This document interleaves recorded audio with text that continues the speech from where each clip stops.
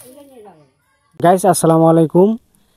আমি এই মুহূর্তে আসছি এক আপার কাছে, যে আপা হাতের কাজ জানে, মানে এই যে একটা বাঁশ থেকে যে ঝাড়ু বানায়, মানে সেই আপার কাছে আসছি যে কিভাবে আজকে মানে বাঁশ থেকে কিভাবে ঝাড়ু হয়, কিভাবে বানায়, মানে কতটা পরিশ্রম হয়, এগুলো আর কি আপনাদের মাঝে তুলে ধরবো। আপনারা ভিডিওটা কন্টিনিউ করবেন, ঠিক আছে? তো আমি আপার কাছ থেকে শুনবো একটা বাঁশ থেকে কয়টা ঝাড়ু হয়, এবং এক পিস ঝাড়ুর দাম কত, আর একটা বাঁশ দিয়ে আহ, একটা বাঁশ থেকে ঝাড়ু বানাইতে কতক্ষণ লাগে, মানে একটা বাঁশ শেষ করতে। তো আপার সাথে কথা বলবো। আপা বলেন দেখি, আপনার এই একটা বাঁশ দিয়ে কয়টা ঝাড়ু হয়? ভাই বাঁশ হলো যে আছে না, হুম। 5টাও হয় 4টেও হয়। মনে করেন এমনও বাঁশ হইলে 10টা ঝাড়ু নামে। আচ্ছা, এটা এটা কতক্ষণ লাগে একটা বাঁশ ঝাড়ু বানাইতে, কতক্ষণ আমি লাগে? যদি সারাদিন কোনো কাজ না করি, আমি যদি বাঁশের কামতে থাকি, হুম। তা আমি হলে 10 খান পর্যন্ত দিনই তুললের কাম। দিনে 10 খান পর্যন্ত মানে ঝাড়ু বানাইতে পারেন হ্যাঁ আপনি? হ্যাঁ, বানাইতে আচ্ছা, পারি। এক এক পিস ঝাড়ুর দাম কত? 50 টাকা।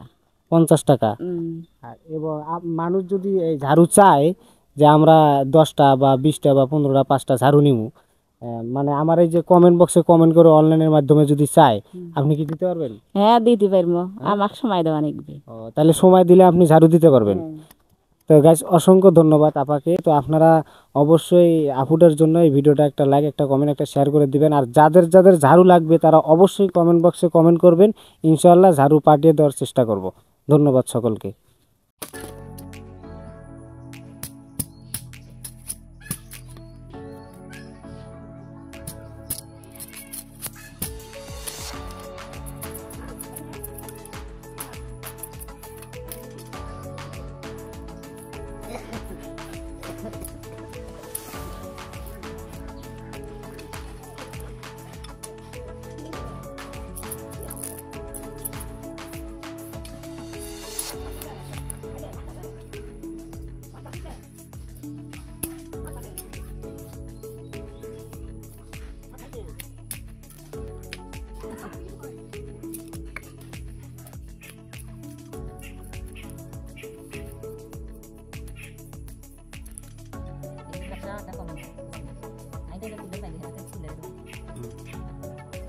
ini berapa?